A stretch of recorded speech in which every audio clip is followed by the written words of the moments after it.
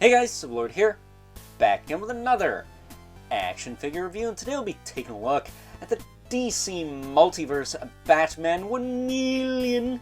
That's right, another Batman from the fine folks over at McFarlane Toys, although this one, funny enough, comes from a time period that's probably a little less racist, unlike the Western world Batman we looked at earlier today, which was from the Wild Wild West.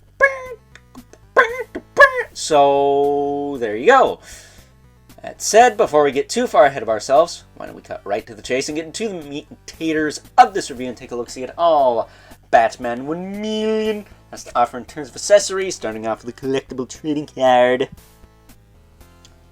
Pretty cool picture of him on the front there, as well as a bio on the back.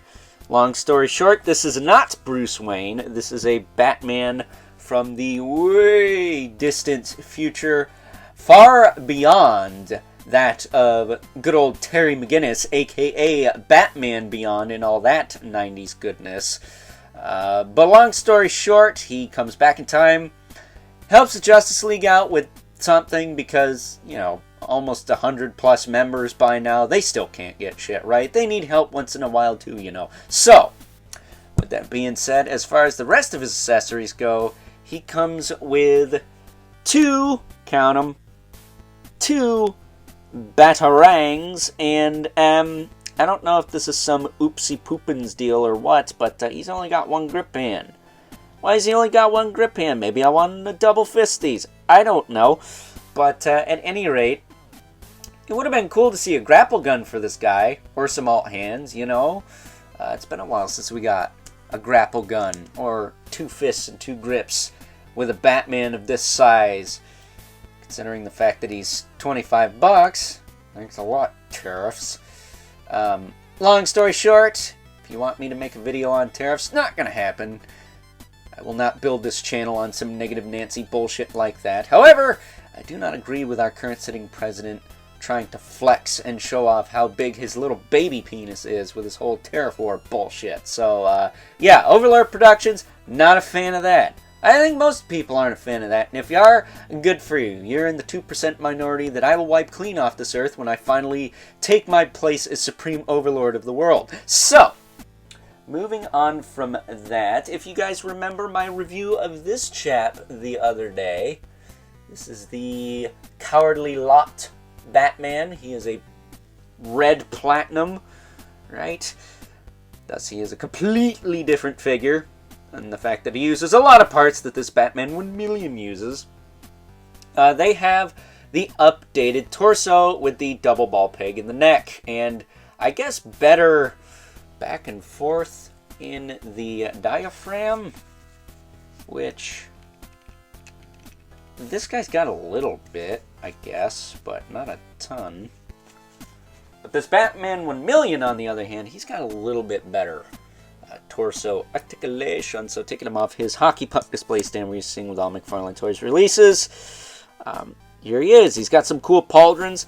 Kind of reminds me of that, what is it, Speeding Bullets Super Batman in a way, with the fully cowled face.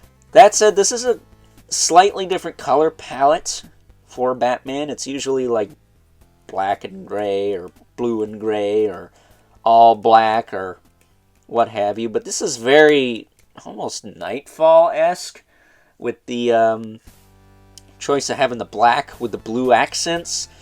I say that because I have the Nightfall Batman from the Bane 2-pack sitting here with his ugly mug and all, and he's got a vaguely similar color palette to this. It's just this guy's not beat to shit, so there is that. But as far as his articulation goes, his head will look side to side. He can look down, he can look up. Okay, not a ton, but a decent amount. You can tilt side to side. He's got these pauldrons, but they're not hindered by the shoulders. They look up. Yeah, a shoulder looks up, stupid. They go up about that far. Rotate back and forth. He does have that beautiful butterfly, so you could shift his arm around. He's got a bicep swivel. Double elbow, which crunches pretty good, all things considered. That said, I'm pretty sure these are the Detective Comics 27 Batman's arms, because they don't have the little spiky dads on there, so that's cool, I guess. It's something different.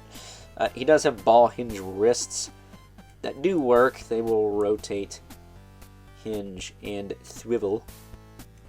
And the hands do pop out.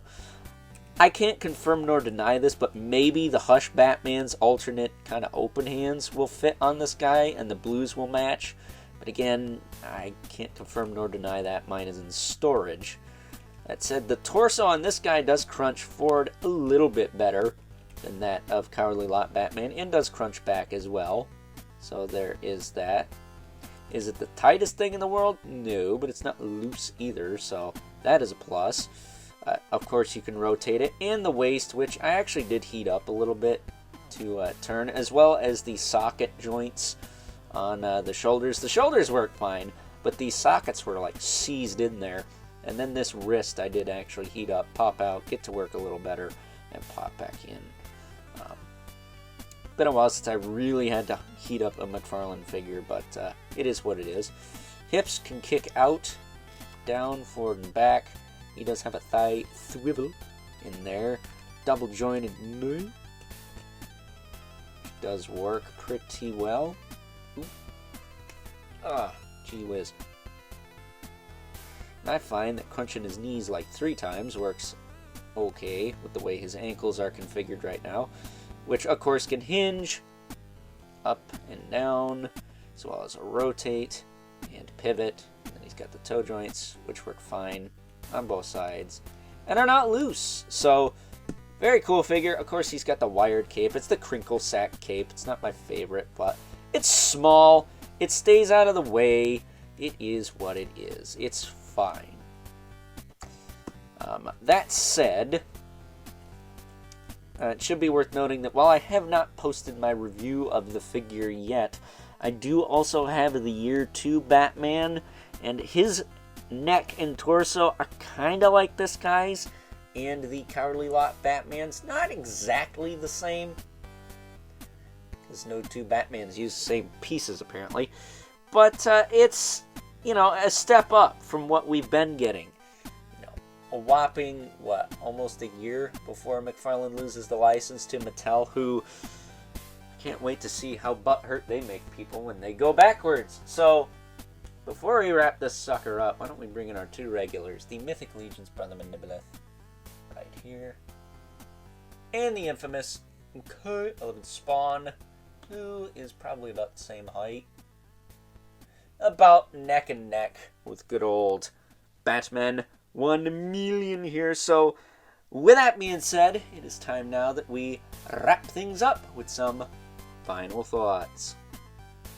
Overall, and while it may just be another Batman from the fine folks over at McFarlane Toys' DC Multiverse line, a good Batman it happens to be, because not only is it not Bruce Wayne, so it does make it a little bit more, well, interesting and or just plain old different, but for what it's worth, considering the fact that it is utilizing the Hush body buck, or even better yet, to some extent, the Detective Comics 27 body buck, it does some things leaps and bounds better than both of those, not only with the double ball joint in the head/neck, just like the Cowardly Lot Batman, but also the added range in the torso, which is something I didn't notice in the Cowardly Lot Batman when I looked at that the other day, and I also didn't notice it in the Year 2 Batman, which I haven't looked at on the channel yet, but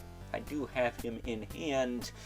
So it's nice to see that in the last year of the DC license, McFarlane Toys is finally starting to make improvements. Ain't that a bitch? So with that being said, I hope you guys enjoyed this review, and until next time, I'll catch you guys later.